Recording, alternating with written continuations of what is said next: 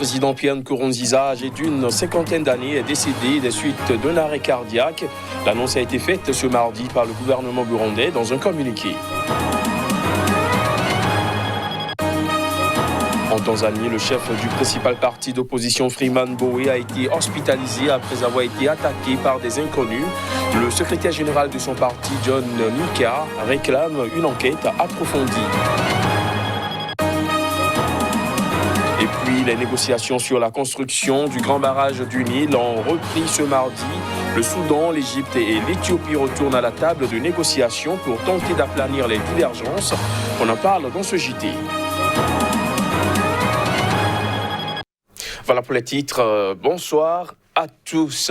Et nous démarrons par l'information de la journée. Au Burundi, le président Pierre Nkurunziza, âgé d'une cinquantaine d'années, est décédé des suites d'un arrêt cardiaque. L'annonce a été faite ce mardi par le gouvernement burundais dans un communiqué. Le test détaille les derniers jours du président Nkurunziza. Après avoir assisté à un match de volleyball le samedi 6 juin, il a, dans la nuit du 6 au 7, ressenti un malaise et s'est vite rendu à l'hôpital. Le dimanche, son état de santé s'est amélioré. Il s'est entretenu avec les personnes qui étaient avec lui, mais à la grande surprise, dans la matinée du lundi 8 juin, son état de santé a brusquement changé avec un arrêt cardiaque. Au Soudan du Sud, un homme d'affaires et ancien officier de renseignement a annoncé le lancement d'un nouveau groupe rebelle, une annonce à laquelle le gouvernement sud-soudanais n'a pas encore réagi. Des précisions à travers cet élément. Kerbino Wall, un ancien officier de renseignement sud-soudanais, a annoncé le lancement d'un nouveau groupe rebelle. Homme d'affaires sud-soudanais, il a déclaré avoir l'intention de renverser ce qu'il appelle la direction corrompue dans le pays. Pour l'instant, le gouvernement n'a pas encore réagi à cette annonce. Kerbino Wall a appelé son groupe le mouvement du 7 octobre, une référence au jour d'une émeute dans la prison où il a été détenu sans procès pendant 2 ans. Wall avait en effet été arrêté le 27 avril 2018 sans inculpation et incarcéré à la Maison Bleue à Juba. Après l'émeute du 7 octobre 2018, il avait été condamné à 10 ans de prison pour avoir participé à l'insurrection organisée par les détenus du centre de détention. Le président Salva Kiir l'a cependant gracié et il a été libéré le 3 janvier dernier dans le cadre de l'engagement du gouvernement à créer un environnement propice à la mise en œuvre de la paix. Pour rappel, malgré la formation d'un gouvernement d'unité après près de 6 ans de guerre civile, le Soudan du Sud reste fragile. Les rivalités politiques n'ont pas été résolues et les affrontements ethniques ont augmenté. En Tanzanie, le chef du principal parti d'opposition, Freeman Mbowe, a été hospitalisé après avoir été attaqué par des inconnus dans la nuit du lundi à mardi. Et les faits se sont déroulés à Dodoma, la capitale politique du pays. Freeman Mbowe est le chef de l'opposition parlementaire au nom du parti Chadema, principal parti d'opposition. Il faut dire que depuis l'arrivée au pouvoir du président John Magufuli, fin 2015, les agressions et disparitions des détracteurs du gouvernement et du chef de l'État se sont multipliés. À la mi-2019, la coalition tanzanienne des défenseurs des droits de l'homme avait dénombré 17 kidnappings depuis 2016. Des défenseurs des droits de l'homme, des journalistes, des hommes d'affaires et des hommes politiques, puis des artistes. Soulignons qu'après l'hospitalisation du chef du principal parti d'opposition en Tanzanie, suite à cette attaque perpétrée par des inconnus, le secrétaire général du parti d'opposition Chadema, John Nika, a réclamé une enquête approfondie. On l'écoute. Nous demandons à la police de mener une enquête approfondie sur cet incident. Il ne s'agit pas d'une agression ordinaire. Lors de l'attaque, les agresseurs l'accusaient de déranger le gouvernement. Et après l'attaque, ils ont dit « Voyons comment tu vas mener ta campagne maintenant ». Un examen est toujours en cours pour connaître les conséquences de l'agression. Compte tenu de son état actuel, il devrait être immédiatement transféré à Dar es Salaam pour y recevoir des soins supplémentaires.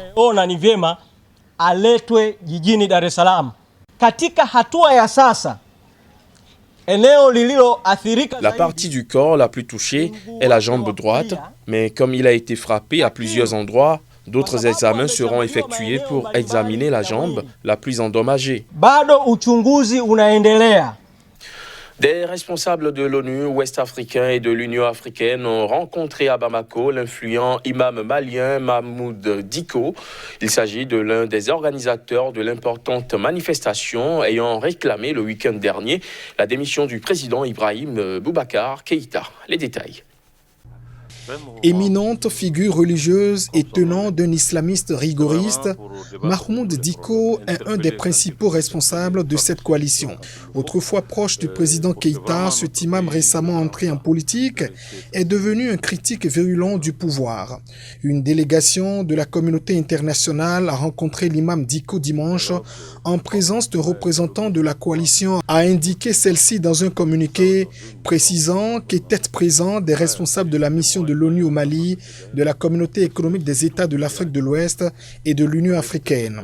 La communauté internationale voulait avoir des informations relatives à notre objectif et puis jouer à la médiation, a précisé une source proche de la coalition. Cette réunion fait partie des rencontres régulières de la MISMA dans le cadre des bons offices, a déclaré le porte-parole de la mission onusienne, Olivier Salgado. Le chef de la MINUSMA, Mahmoud Saleh Nadif, avec des représentants d'organisations régionales, a rencontré certains organisateurs de la manifestation, mais aussi des représentants des autorités nationales pour trouver le moyen de renouer le dialogue, a poursuivi Salgado. Au lendemain de cette réunion, la coalition anti-pouvoir a néanmoins réitéré lundi son appel à la démission du président malien. Réunis au sein de la plateforme Nous le Peuple, des partisans du président Keïta, hommes politiques, partis et associations, vont de leur côté organiser vendredi un meeting pour soutenir le président démocratiquement élu et les institutions, a déclaré le porte-parole de l'organisation.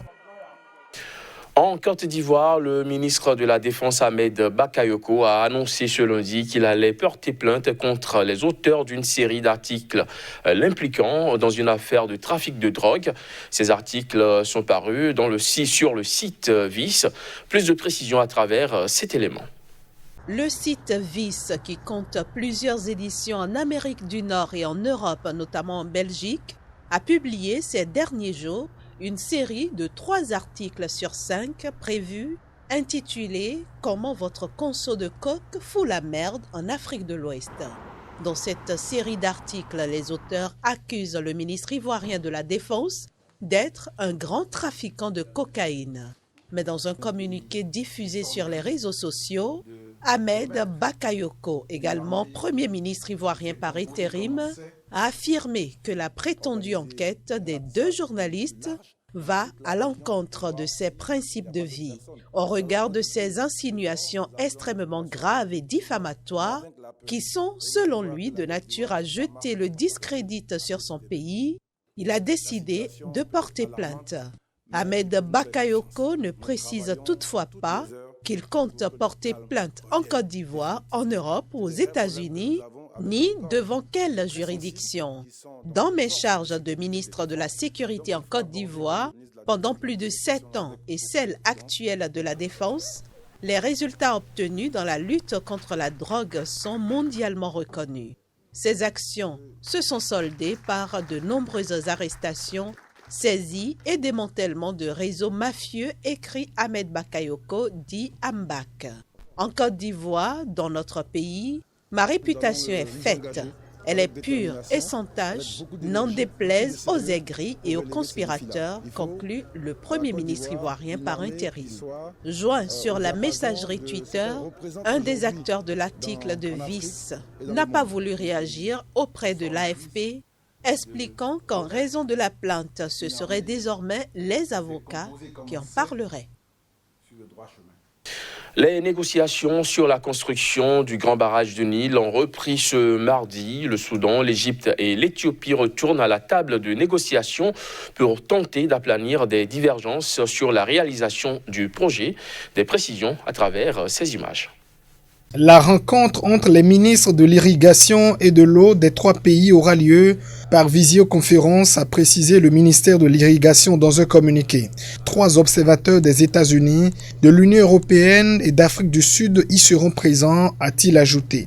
Appelé à devenir la plus grande installation hydroélectrique d'Afrique, le grand barrage de la Renaissance que l'Éthiopie construit sur le Nil Bleu est une source de forte tension entre Addis Abeba et le Caire depuis 2011.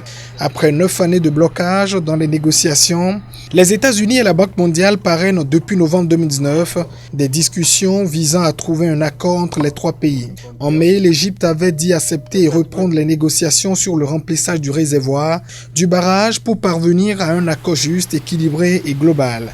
Le même mois, le Soudan a rejeté l'accord proposé par l'Éthiopie concernant le remplissage du réservoir en arguant de problèmes techniques et juridiques. Le Soudan et l'Égypte craignent que le barrage de 145 mètres de haut ne restreigne leur accès à l'eau lorsque le réservoir commencera à être rempli en juillet selon la date initialement indiquée par l'Éthiopie. Mais si l'Égypte s'inquiète en particulier pour son approvisionnement en eau, le Soudan pourra en tirer certains avantages comme la fourniture d'électricité utile au développement et la régulation des crues du fleuve. Le Nil, qui coule sur quelques 6000 km, est une source d'approvisionnement en eau et en électricité essentielle pour une dizaine de pays d'Afrique de l'Est.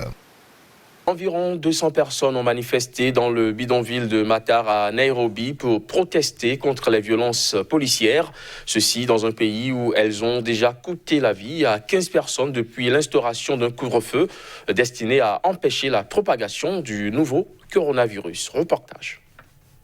Cette foule était surtout composée de jeunes et de mères portant des pancartes au nom de leurs amis, voisins ou fils tués ces dernières années dans des opérations de la police. La police kenyane a été impliquée dans la mort de 15 personnes depuis l'instauration du couvre-feu le 27 mars selon l'autorité indépendante de contrôle de la police qui a reçu 87 plaintes. Les plaintes concernent des morts, des tirs, du harcèlement, des vols, des traitements inhumains et des agressions sexuelles, a précisé l'autorité. Des manifestations ont eu lieu dans le monde entier ces derniers jours pour protester contre le racisme et les violences policières après la mort, le 25 mai aux États-Unis, de George Floyd, un homme noir de 46 ans lors de son interpellation par un policier blanc. Aucune manifestation véritablement d'ampleur n'a eu lieu au Kenya. Cependant, sur les réseaux sociaux, des activistes kenyans ont établi un lien entre cet événement et le fléau des violences policières souvent impunies. La police kenyane est régulièrement accusée par les groupes de défense des droits humains d'utilisation excessive de la force et d'exécution extrajudiciaire, en particulier dans les quartiers pauvres. En avril, Human Rights Watch avait accusé la police d'imposer le couvre-feu de manière chaotique et violente depuis le début, parfois en fouettant, en battant ou en utilisant des gaz lacrymogènes pour forcer les gens à quitter les rues. Fin de ce JT, merci de l'avoir suivi.